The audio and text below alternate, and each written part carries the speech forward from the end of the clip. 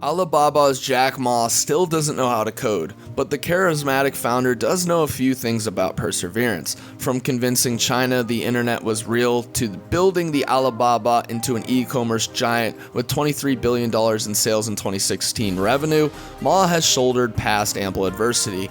Today we're going to be going over some of these business tips from Jack Ma, why he's the guy if you want to start a business overall and keep it as simple as possible, you hit him up.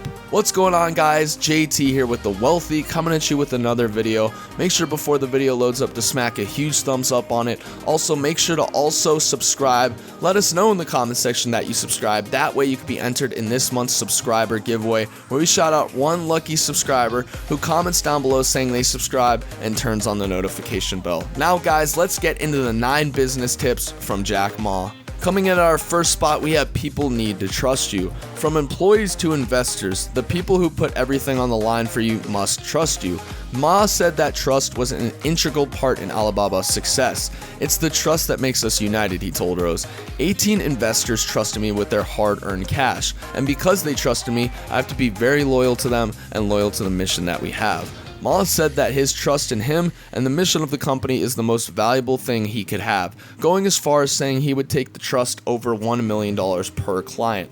That's an insane claim, but if anyone's going to do it, it's Jack Ma, because he has built $23 billion, I should say, in revenue in 2016, and that's just crazy because he's had to fight through a lot of adversity. He's featured on the YouTube co-founders page. Overall, he's just a swell dude. Here we have forget the competition. Focus on your customers. Ma isn't really worried about Alibaba's competition. Everything Alibaba does, he says, depends on the needs of the customers. The reasoning is simple. To sustain in long-term, customer satisfaction should be the crux of your decision-making. If our customers say, Jack, you should build more warehouses, Ma explained, we build warehouses. We do it because there is money. We do it because it is necessary. We know that that is the key to succeeding, he says. When asked who he saw as Alibaba's competitor, Ma said he didn't really know. As entrepreneurs, don't look at your neighbor Tom as a competitor, he said. Don't not focus on your eyes on the competitor.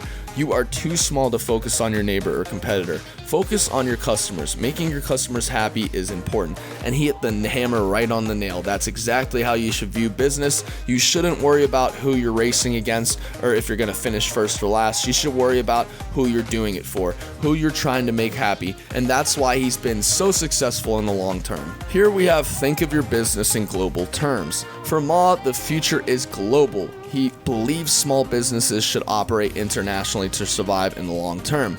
If you do not try to globalize your business through the internet, you may not have a business opportunity, Ma said. He argued that local businesses will only get more and more competitive. He encouraged small businesses to think how they could sell products across the world.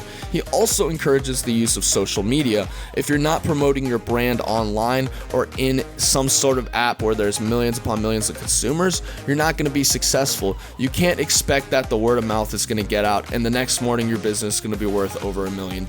That's not how it works, and you really have to work your butt off into getting it out to those people, maybe over in Dubai or over in Australia if you're in the US or somewhere else. You got to make sure you reach everyone in the world, because if you don't, you're not going to be reaching a huge part of your clientele that would be super happy to be having you represent them. Next, we have hire young and hire smart. When we were young, nobody gave us a chance, Ma said. Now we should give young people a chance. Young people do a much better job than we do. He argued that personal legacy should be less important than building a team that will last and giving them a chance to do so.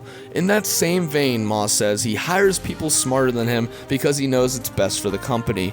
Hiring young new talent is important, he says. If you don't hire young new talent, you're going to be missing out on the future of the world. These people, or these kids so-and-so, are actually more important than the people already in the business, because they are the ones who are going to be the successors and the ones who can succeed the company. If you live forever, this wouldn't be a problem, but that's not the case. Nobody lives forever. You got to make sure you hire young, smart talent, and the people who are usually younger are very, very bright. They're very insightful. They're in hip with what the youngsters want, and they know that's how the company should be ran. Lastly, we have just keep going. Ma's last advice for entrepreneurs reflects on his journey with Alibaba. Just keep going. Perseverance, Ma said, is necessary. Today is very difficult, he told Rose. Tomorrow is difficult, but the day after tomorrow is very beautiful. What Ma is saying about this is to get to where you want to be, you got to go through difficult days, whether it's a 24-hour workday or sometimes you may not even sleep for a couple days. You know, in the future or the longevity of your vision, it's going to be successful. That's why you have to keep grinding. If you give up on grinding, someone else who's going to, maybe outgrind you is going to pass you, and they're going to be much more successful than you. That's why you never see Ma resting. You never see him taking personal vacations. And when he does, it's probably to a conference somewhere. He'll, slip into a conference or go into a business meeting or something like that, because he always wants to keep his mind fresh. For example, say you become a billionaire in a year. If you think that's it right after and you take like a month-long vacation, that month someone else is getting better than you. They're working towards their goal and they're eventually or possibly may pass you. If you don't keep your mind fresh, it's a bad sign. Kevin O'Leary, for example, says he always loves on his days off on Sundays to work on video editing. He says that he hires people to do it for him, but he says he wants to keep his mind fresh and learn what they do. He says it's an integral part in his schedule and routine, and he wouldn't change it for the world. Even if a family member needs something dire, he's going to go do that for them, but he's going to make sure that what he's doing is very, very important to them, and that he can eventually get to his actual work and make sure he keeps his mind fresh and sharp. So guys, that's it for today's video. Jack Ma is a very, very smart young business entrepreneur, and the reason I call him a young one, even though he's in his 40s, 50s, dude is just been grinding for years, and he came up in such a short time. So guys, make sure if you did enjoy today's video, let us know in the comment section down below that you subscribed.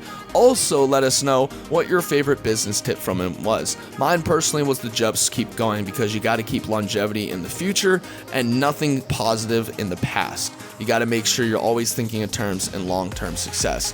Guys, this is JT here with the Wealth Hub signing off. Hope you enjoyed today's video, and as always, see you guys later.